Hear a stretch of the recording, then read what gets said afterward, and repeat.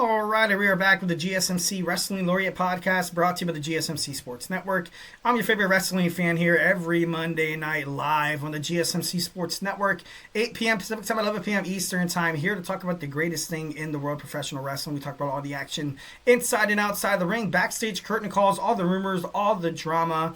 We talk about contract negotiations, extensions, and new signings among superstars. We talk about promotions from the GCW to New Japan Professional Wrestling to WWE to AEW to Ring of Honor to TNA. We talk about it all here on this show, and remember to constantly check on YouTube for updated videos. I upload videos during the week. If you go ahead and Superman punch that like and subscribe button, you will get some notifications when some new content comes out. 1,010% appreciate every single eye on this podcast. Appreciate you guys' time, your attention. So I just want to just want to see you happy.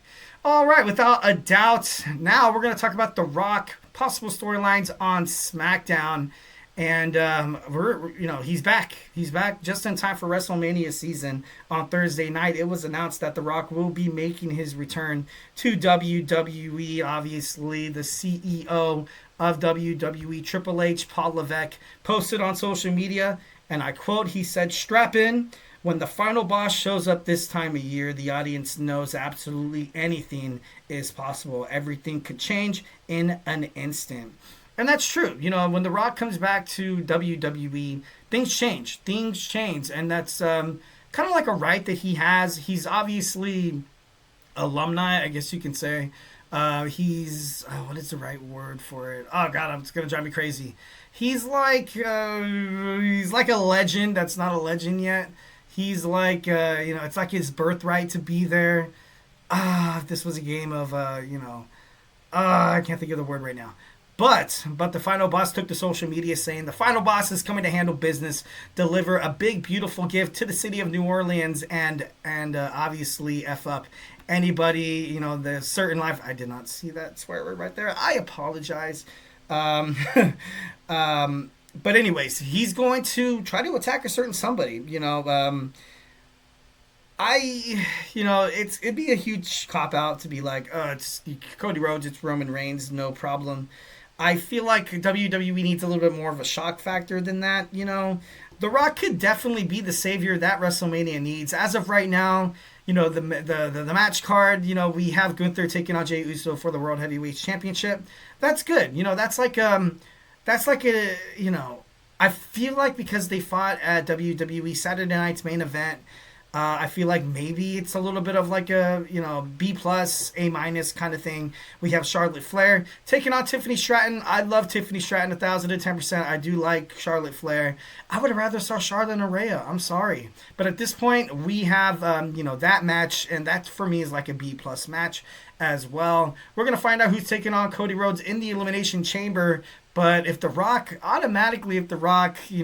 decides to challenge Cody Rhodes or something like that, maybe he tries to insert himself, hijack WrestleMania once again, that would be interesting. That would be damn interesting. But overall, I feel like The Rock is definitely something that WrestleMania needs 1,010%. So let's go to talk possible storylines here. I definitely think there's he could definitely be trying to target Solo Sikoa.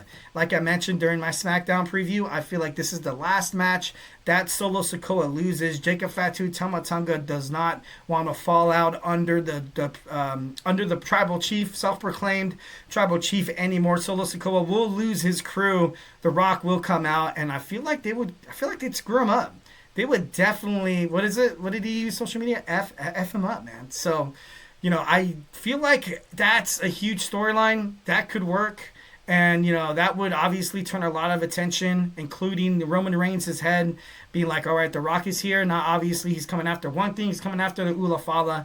And as soon as he gets done with his family business, I feel like that's maybe the one he'll target Cody Rhodes. But at this point, anything's kind of up in the air. I feel like we could possibly see The Rock lead Tamatonga and Jacob Fatu to take on Roman Reigns in a 6-man tag team match at WrestleMania. Solo Sikoa was forced to fall out under Roman Reigns, beg for his apology, and of course you have Jimmy Uso on SmackDown, not really doing anything, not really any plans for WrestleMania. So this would be a huge 6-man tag team match that would turn a lot of heads, obviously. This would be huge for who's going to be the next tribal chief. Or there's been speculations that The Rock is just basically going to SmackDown tonight to like kind of represent his superstar status in Hollywood.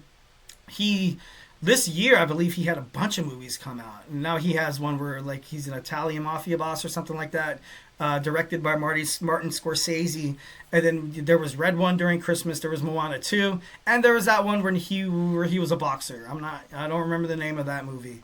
But he is all over the place right now. So, just kind of represent, his superstar status in Hollywood is ideal. Also, there's been a backstage rumor that he's coming to, reports have emerged that Ava, the general manager of WWE NXT, The Rock's daughter in real life, was set up for something of a push. Can I see her inside the ring? I think she could do it. She looks like she looks strong. Kind of reminds me of like a Raquel Rodriguez kind of thing, dominant. Obviously, student of the game. Her dad's The Rock, so obviously she's been around the road of wrestling her whole entire life. But right now, as general manager on NXT, she's doing a stand-up job. She's doing great. I wouldn't like her, kind of being, oh, my daughter's gonna come wrestle and kick everyone's ass and win every title in WWE. I like Ava in that authoritative figure on NXT. I wouldn't really want to see that go anywhere. And she has her hands full right now. So I doubt anything's going to, kind of come fruition in terms of that. Or we also have The Rock, maybe tonight on SmackDown, maybe announcing that he'll be in Elimination Chamber. Maybe instead of 2 guys starting out, we have 3. That would be absolutely huge. Or maybe he could potentially take out somebody like Damian Priest. He can beat the holy hell out of him to the point where Nick Aldis is forced with the hard decision of, who am I going to pick to, represent, who to take Damian Priest's spot inside the Elimination Chamber, so then he's going to have a last triple threat match, or he's going to have a battle royal, and then The Rock is going to win it and wind up in the Elimination Chamber. That could definitely happen as well. And thus, you would see The Rock win Elimination Chamber, having him take on Cody Rhodes at WrestleMania 41. Because as of right now, Roman Reigns, CM Punk, and Seth Rollins are rumored to have a triple threat bout at WrestleMania. I would love to see that as opposed to a forced, tribal combat match. I know they do have about 8-7 weeks to kind of set this up, and WWE could do it if they want to do it. They forced it. They moved up the Solo Sikoa Roman Reigns feud for the Ulafala up to the premiere of Monday Night Raw on Netflix. So aggressive booking. They would both have to be on SmackDown and Raw though. I feel like they would have to. Having them just appear on one show, I feel like might kind of, create a little bit of a, kind of a blotchy, a little bit of a, a lackluster storyline. But it could happen. It could happen. Damian Priest as well. If they do not go with the angle that, maybe, he doesn't beat the hell out of Damian Priest to take his spot. It's been rumored, like I said before, Drew McIntyre taking on Damian Priest at WrestleMania because of everything that happened at the Royal Rumble. And the last conspiracy theory, the reason why he's coming to SmackDown. Obviously, this is kind of up in the air, but I read it on, I think it was I'm not too sure. But, he could be coming to basically come face-to-face and confront Triple H, Paul Levesque, the CEO of WWE, that so far WrestleMania, the bookings, it's been bad. Maybe he comes back as the authority Rock, like he did when he, during the Netflix premiere on Monday Night Raw, and he basically did nothing. And I felt like it kind of ultimately...